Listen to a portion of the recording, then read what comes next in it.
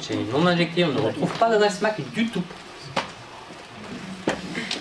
Mac, c'est comme Macintosh ou bien? Non, c'est Media Access Control. C'est comme Macintosh MAC, mais ça ne veut pas dire la même chose.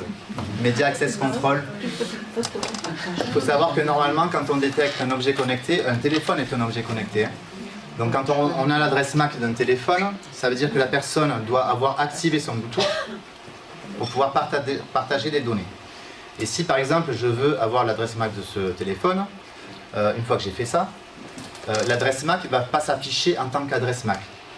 C'est-à-dire une adresse MAC s'affiche avec des chiffres et des lettres par groupe de 2, et on a 12 chiffres et lettres d'affilée.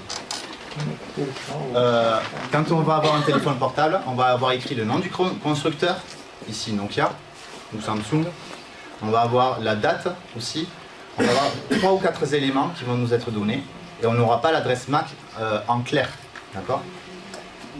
Quand on a une adresse MAC en clair, on a ce genre de choses, avec des 2 points.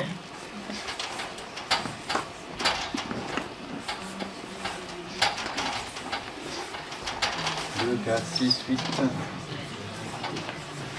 Ça, c'est une adresse MAC.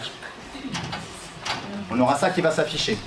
D'accord ? Mais sur quel support ça s'affiche? Pour pouvoir afficher ça, ça ne marche quasiment jamais chez les iPhones. Donc il faut déjà avoir un Android. Et vous allez télécharger une application qui s'appelle Bluetooth Scanner.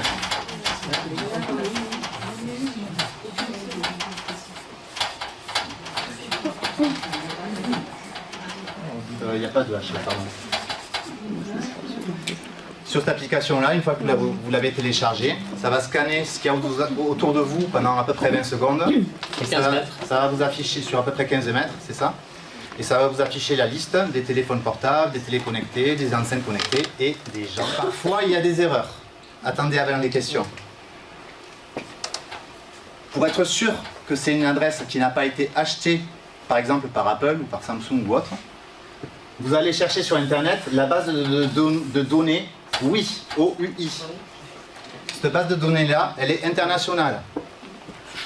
Donc quand vous allez sur le site Internet rechercher dans la base de données WI cette adresse MAC, il va vous dire il a été attribué à Apple.